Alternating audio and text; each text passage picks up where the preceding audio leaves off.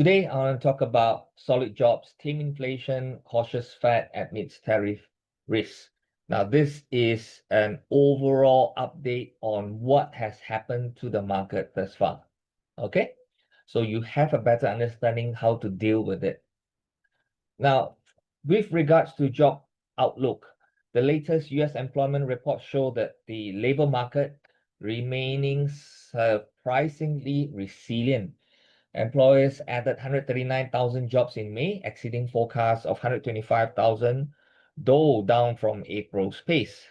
However, the two prior months' job gains were revised down by a combined 95,000, signaling a gradual cooling in labor market. So we don't celebrate that much because there is a revision. And if you look at the non-farm payroll data, it has the most revision. It's very rare not to see no revision during that period. Okay, so sometimes they add more in the current month data, but the previous months they will just cut it away. So plus minus, you know what it means, all right? So anyway, so far it's still okay. Now, with regards to wages, it is still rising at a healthy clip. Average hourly earnings climbed 0.4% month over month in May, a bit above expectations, and are up 3.9% compared to a year ago, an upside surprise that points to solid income growth.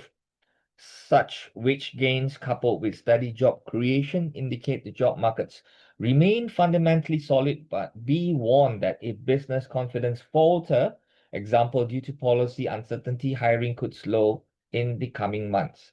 But so far, it's okay. Next, we move on to inflation trends. What's the update so far? Despite fears that trade tariffs or wage gains might reignite price pressures, US inflation remain well behaved, okay? But we need to wait for Wednesday. Wednesday, we will have a better idea. So far, whatever data is, I would say it's well behaved. Headline consumer price inflation is actually cooling, with CPI up 2.3% year on year as of April 2025, the slowest inflation rate since early 2021. Now, what about core inflation? It's also come down to about 2.8%, which is not far above the Fed's 2% goal. Now, core inflation is inflation that do not take account the other riskier, more volatile things like food and energy. Okay.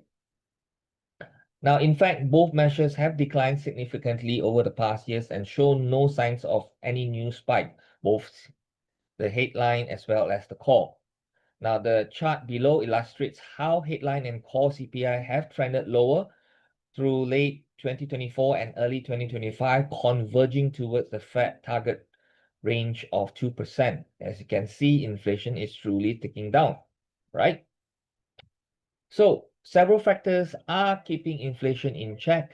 Energy and commodity costs have moderated compared to last year, and supply chain improvements have eased price pressure for goods. Notably, wage growth 3.9% year on year is running above inflation, which gives consumer more spending power without causing an overheating in prices, a sign of balanced expansion.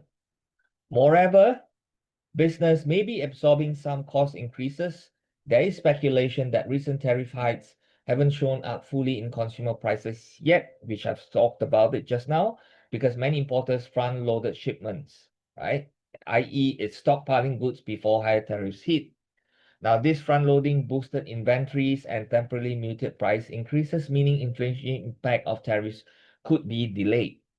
For now, the absence of any inflation flare-up with core CPI under 3% and trending down suggests economy is far from any 1970s style scenario, which was a period in US economy history marked by high inflation, weak growth, and poor policy responses. This then gives the Fed breathing room to be patient.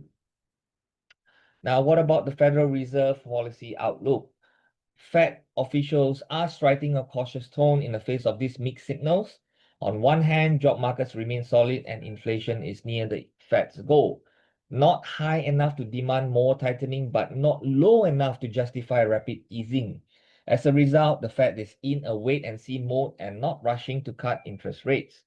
Now, the CME futures Fed Watch tool indicates essentially a 0% probability of a rate cut at the upcoming June 17 to 18 FOMC meeting. In fact, financial markets currently bet the first rate reduction may not come until September 2025, with perhaps a second cut by the end of the year. Now, the base case in bond markets is for 2/4 point cuts in late 2025, assuming inflation stay contained. Meanwhile, President Trump is pressuring the Fed very publicly for large rate cuts. In recent social media posts, he urged the Fed to go for a full point rocket fuel, okay, advocating 100 basis points cut to juice the economy. However, so far, the Fed has not bowed to this political pressure as unemployment is low and inflation stable. Thus, there isn't a compelling case to slash rates right now, right? Okay. So on the tariff negotiations front, tariff policy remains the wild card hovering over the economic outlook. Recent weeks, there have been glimmers of hope on the trade front. Trump confirmed that US and Chinese officials will resume trade talks in London on Monday, which is today. We'll be having those results hopefully in a couple of hours. The market base case is that cooler heads will prevail, with recent hints of progress on trade talks have been enough to rally stocks. So far, businesses are in a bind as many firms have delayed major spending or hiring decisions given the unpredictable trade environment. Analysts note that tariff uncertainty is casting a cloud over corporate outlooks even as current earnings remain solid. In essence, the market is walking a tightrope. Hopefully that trade tensions will ease, but well aware that a collapse in talks could quickly roil the economy. So what's the market reaction so far? Financial markets have reacted positively to the combination of decent economic data and tentative trade relief, pushing US equities to new highs, but not without some jitters along the way. On June 6, 2025, the S&P closed above 6,000 points, its highest since February, amid a broad rally following the strong jobs report. The Dow Jones and Nasdaq likewise climbed about 1% plus that day.